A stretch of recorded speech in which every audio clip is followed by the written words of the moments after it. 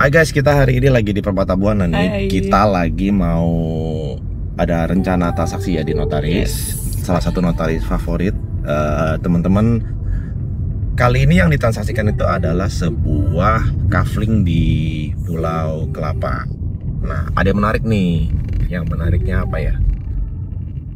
Menariknya kaflingnya ini di dalam cluster, walaupun size-nya besar nih, jadi jarang ada. Dan satu lagi, sebenarnya ini adalah transaksi kedua kafling yang sama dalam waktu 1 tahun. Can you imagine? Itu 1 tahun. betul, itu yang menarik.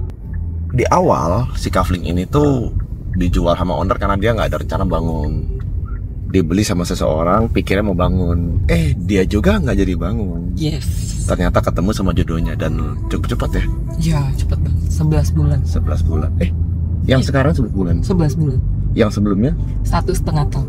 Nah, itu yang menarik teman-teman. Jadi kalian harus tahu kalau jual rumah itu sebenarnya atau tanah itu gak secepat yang kita kira. Yes, Gitu. apalagi Jadi, size-nya besar kan. apalagi kalau size-nya besar 450. Nah, jadi buat kalian misalnya nanya jual rumah itu susah apa gampang, kita balikin lagi ke kalian. Setahun atau 2 tahun bagi kalian cepat atau lama. Iya. Karena ada yang bilang cepat, ada juga yang bilang lama. Ya, beda orang beda ya. Beda orang beda. Mindset-nya. Nah, kita mau bahas apa sih yang mempengaruhi sebuah properti di Permata Buana itu bisa lakunya cepat, bisa lakunya lama. Setelah yang satu ini. Oke, sambil nyetir ada pertanyaan singkat. Jadi biar orang-orang yang jual rumah di Permata Buana khususnya, kita lagi sambil jalan, sebentar lagi udah nyampe.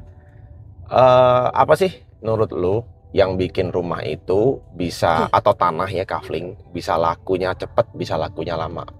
Dua aja deh, kan ada banyak nih faktornya nih. Yang menurut lu yang paling penting nih apa nih? Kalau menurutku supply and demand itu yang paling utama. Supply and demand. Jadi dengan size yang kira-kira sama, area yang mirip, seberapa banyak sih supply-nya di situ?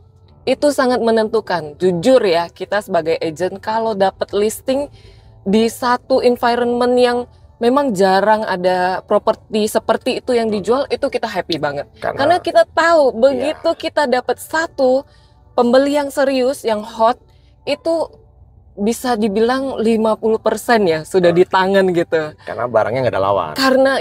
Karena tidak ada banyak perbandingannya.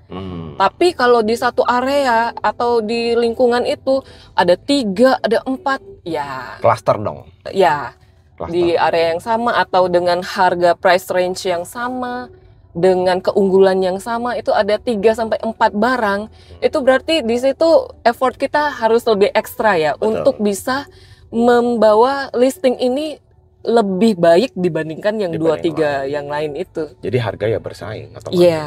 Kalau Iya. harga. Nah, yang kedua, apa yang kedua? Yang menurut paling penting. Apa ya yang kedua ya? Properti itu bisa lakunya cepat atau lama. Selain supply and demand di area itu, Apa ya? menurut lo apa? Price positioning lah. Price positioning penting.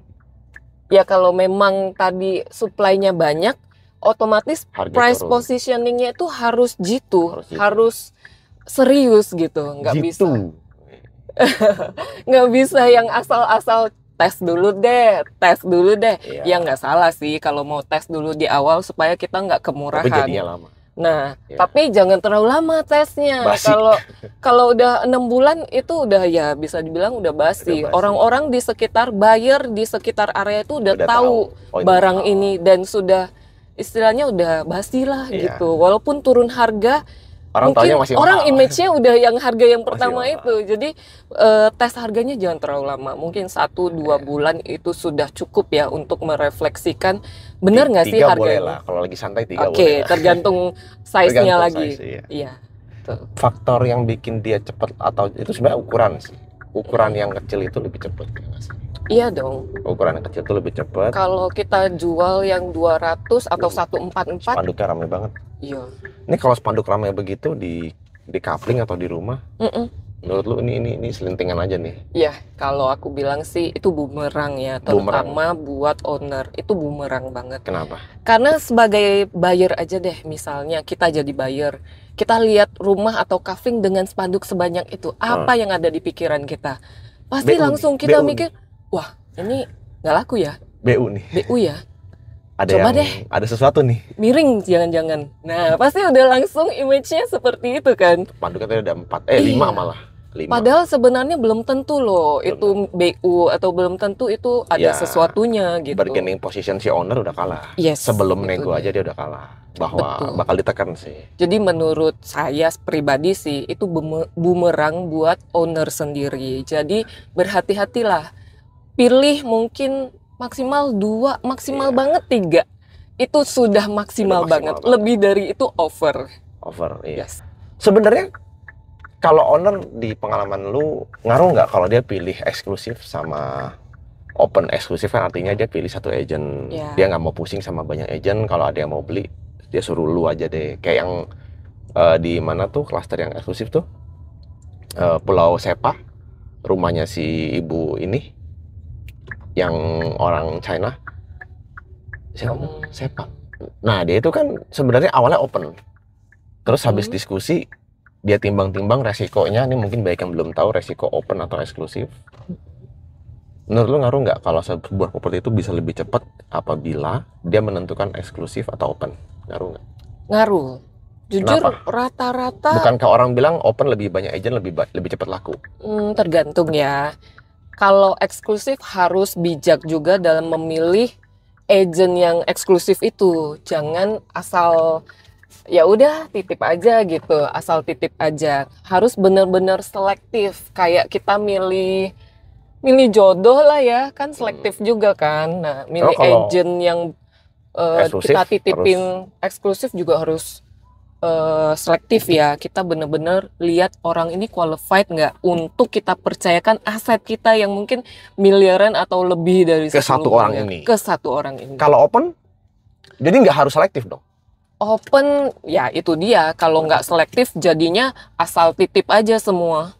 Dan akhirnya jadi bumerang buat propertinya si owner itu. Apa yang sering kena bumerangnya kalau lagi titip ke banyak agent tuh apa yang paling sering kena? Dengan kesannya BU, butuh jual cepet, dan sebagainya. Ini kan negatif. Harga. Otomatis begitu pembeli datang, Kesan sebenarnya dia udah cocok. Tapi karena dia lihat, wah kayaknya nih ownernya mungkin BU nih.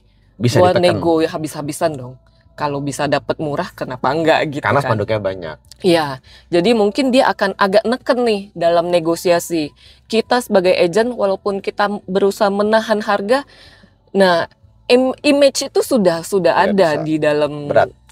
Dan harga susah dikontrol. Dan bisa jadi dia akan ini juga akan memainkan strategi untuk lebih dari satu agent. Iya, Dia multi agent. perang harga gitu. Iya. Nah, akhirnya yang dikorbankan pastinya harganya si owner. Si owner yang dikorbanin, bukan harganya. Si ownernya dikorbanin. Yang kedua menurut gua, bumerang yang sering kejadian adalah harganya berantakan lah. Iya. Lu pilih banyak agent, harga yang satu buka 3M, yang satu buka 2,9. Dan itu sering terjadi.